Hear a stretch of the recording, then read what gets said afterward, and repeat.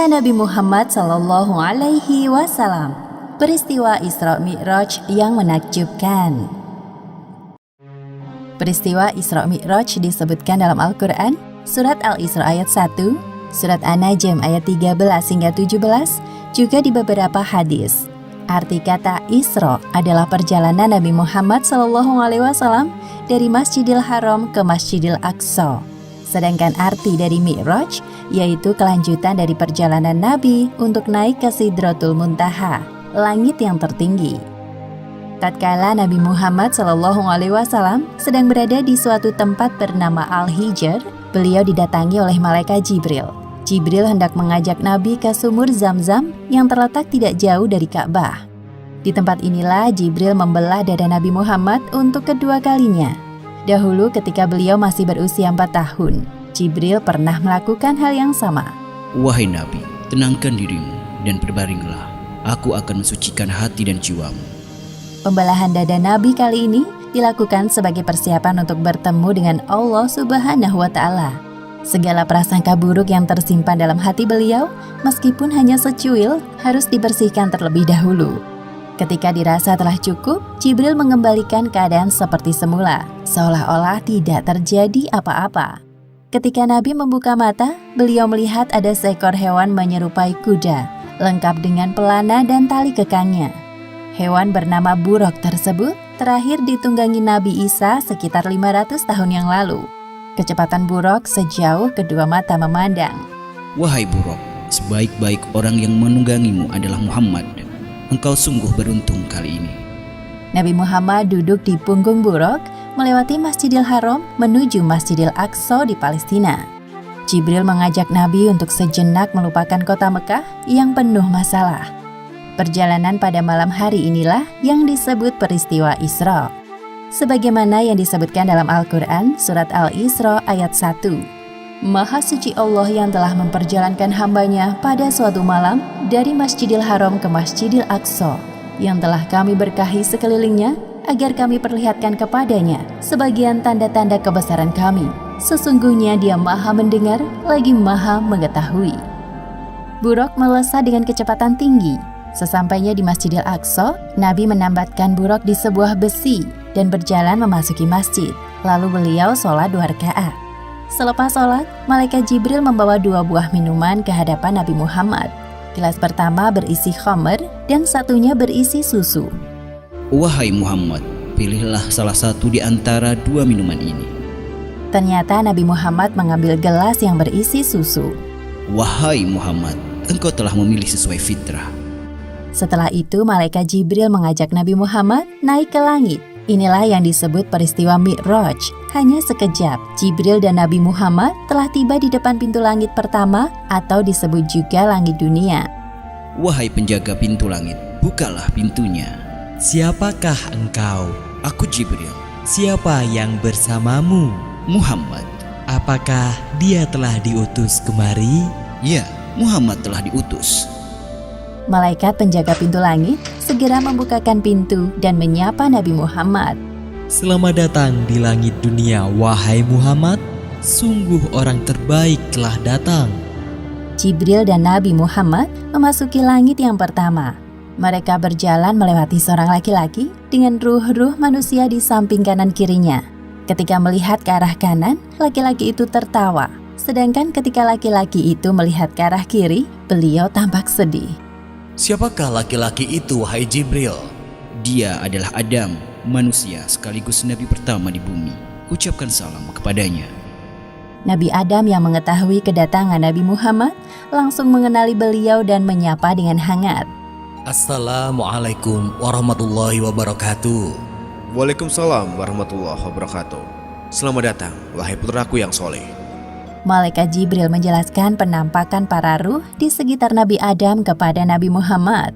Para ruh sebelah kanan beliau adalah ruh para syuhada, sedangkan ruh yang berada di sebelah kiri beliau adalah ruh orang-orang yang sengsara. Selain itu, Nabi Muhammad juga diperlihatkan azab bagi orang yang gemar memakan harta anak yatim. Selanjutnya, Jibril mengajak Nabi Muhammad untuk naik ke langit kedua. Jibril kembali meminta izin kepada malaikat penjaga pintu langit. Terjadi percakapan yang sama seperti sebelumnya. Sungguh tamu terbaik telah datang. Di langit kedua ini, Nabi Muhammad bertemu dengan Nabi Yahya dan Nabi Isa. Jibril mengingatkan Nabi Muhammad untuk menyapa keduanya. Assalamualaikum warahmatullahi wabarakatuh. Waalaikumsalam warahmatullahi wabarakatuh. Selamat datang wahai Nabi Muhammad yang saleh. Semoga kebaikan selalu tercurahkan kepadamu. Kemudian Jibril mengajak Nabi Muhammad untuk naik ke langit ketiga. Di sana mereka bertemu dengan laki-laki yang sangat indah parasnya. Wahai Muhammad, inilah Nabi Yusuf, sapalah beliau. Assalamualaikum wahai Nabi Yusuf, aku Muhammad. Waalaikumsalam. Ya, aku telah mengenalmu, wahai Nabi Muhammad. Semoga engkau selalu diliputi kebahagiaan. Lalu mereka naik ke langit keempat dan bertemu dengan Nabi Idris. Ternyata Nabi Idris telah mendengar tentang Nabi Muhammad dan mendoakan kebaikan untuk beliau. Selamat datang wahai saudaraku yang solih, Nabi yang salih. Semoga engkau selalu dilimpahkan kesehatan untuk berdakwah kepada umatmu. Selanjutnya, Jibril dan Nabi Muhammad melanjutkan perjalanan menuju langit kelima. Di sana Nabi Muhammad melihat Nabi Harun dan menyapanya. Nabi Harun menyambut beliau dan mengakui kenabian Muhammad.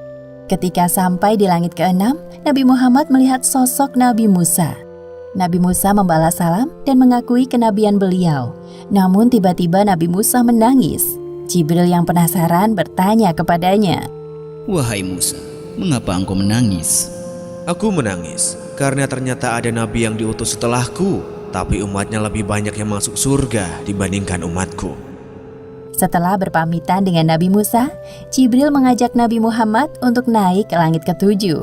Di sana mereka bertemu dengan Nabi Ibrahim. Ya Rasulullah, ini adalah Nabi Ibrahim, bapak para nabi. Selamat datang wahai cucuku yang saleh. Senang sekali berjumpa denganmu. Wahai Muhammad, sampaikan kepada umatmu salam dariku. Katakan kepada mereka bahwa surga itu nyata. Tanahnya subur, ada beraneka ragam tanaman tersedia untuk memanjakan mata dan lidah mereka.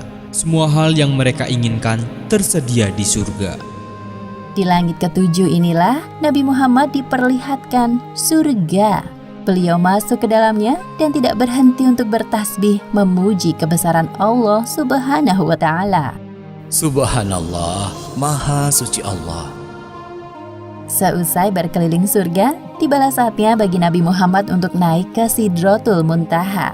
Pada momentum ini, Jibril menampakkan wujud aslinya sebagai malaikat. Wahai Rasulullah, sebentar lagi engkau akan bertemu dengan Sang Penciptamu. Namun, aku tidak bisa mengantarmu. Sebagaimana yang disebutkan dalam Al-Quran surat An-Najm ayat 13 hingga 18. Dan sesungguhnya Muhammad telah melihat Jibril itu dalam rupanya yang asli pada waktu yang lain, yaitu di Sidratil Muntaha. Di dekatnya ada surga tempat tinggal. Muhammad melihat Jibril ketika Sidratil Muntaha diliputi oleh sesuatu yang meliputinya. Penglihatannya, Muhammad tidak berpaling dari yang dilihatnya itu dan tidak pula melampauinya. Sesungguhnya dia telah melihat sebagian tanda-tanda kekuasaan Tuhannya yang paling besar. Tiba-tiba Nabi Muhammad dinaikkan lagi menuju Allah Subhanahu wa Ta'ala. Tubuhnya mendekat kepadanya dalam jarak yang tidak jauh. Namun Nabi Muhammad tidak dapat melihat Allah Subhanahu wa Ta'ala secara langsung. Beliau melihat Allah Subhanahu wa Ta'ala dengan hatinya. Pada saat itulah Allah Subhanahu wa Ta'ala mewajibkan hambanya untuk sholat 50 kali sehari semalam. Setelah Nabi Muhammad menerima tugas dari Allah Subhanahu wa Ta'ala, beliau turun. Di langit ke-6, Nabi Muhammad berjumpa dengan Nabi Musa. Mereka saling berbincang. Wahai Nabi Muhammad, apa yang Allah perintahkan kepadamu? Sesungguhnya Allah Subhanahu wa Ta'ala mewajibkan kepada umatku untuk sholat 50 kali sholat sehari semalam. Kembalilah wahai Muhammad, mintalah keringanan kepada Allah. Aku yakin umatmu akan keberatan dengan hal ini. Nabi Muhammad mulai berpikir dan meminta pendapat Jibril, sedangkan Jibril menyetujui apapun keputusan Nabi. Akhirnya Nabi Muhammad kembali naik untuk menghadap Allah. Nabi Muhammad meminta keringanan untuk umatnya. Maka Allah Subhanahu wa Ta'ala meringankannya menjadi 10 waktu sholat. Kemudian Nabi Muhammad kembali ke langit ke-6 dan bertemu dengan Nabi Musa. Mendengar jawaban dari Nabi Muhammad, Nabi Musa menyuruh beliau untuk meminta keringanan lagi. kembalilah kepada Robmu. Aku sangat yakin umatmu tidak akan sanggup melakukannya. Nabi Muhammad kembali menghadap Allah Subhanahu wa Ta'ala. Lalu Allah Subhanahu wa Ta'ala meringankan menjadi 5 kali waktu sholat. Nabi turun lagi ke langit ke-6. Di sana Nabi Musa telah menunggu Nabi Muhammad. Nabi Musa kembali menyarankan beliau untuk kembali meminta keringanan kepada Allah Subhanahu wa Ta'ala. Wahai Nabi Musa, aku telah malu kepada Robku. Aku rela dengan keputusan ini. Kemudian Nabi Muhammad berpamitan dengan Nabi Musa dan meneruskan perjalanan. Ketika itu terdengar suara dari langit. Wahai Muhammad, engkau telah menyetujui farduku dan aku telah memberikan keringanan untuk para hambaku. Perintah sholat 5 waktu nilai pahalanya sama seperti 50 waktu dalam sehari semalam. Allah Subhanahu wa Ta'ala sangat menyukai ibadah sholat karena membuat umatnya terus ingat kepadanya. Serangkaian perjalanan Isra Mi'raj Nabi Muhammad akhirnya usai. Setibanya di Masjidil Aqsa, Malaikat Jibril menghadirkan para ruh nabi-nabi terdahulu untuk menjadi makmum sholat Nabi Muhammad. Setelah itu, Nabi Muhammad naik ke punggung buruk untuk kembali ke Mekah dan tiba di sana sebelum pagi hari. Demikianlah akhir kisah peristiwa Isra Mi'raj yang menakjubkan. Hikmah yang dapat kita ambil dari kisah ini diantaranya: pertama, peristiwa Isra Mi'raj merupakan sebuah penghormatan dan penghibur bagi Nabi Muhammad setelah ditimpa ujian yang bertubi-tubi, seperti ditinggalnya Abu Thalib, Khadijah, penyerangan penduduk Taif. Namun beliau berhasil melewati semua itu dengan sabar dan tawakal.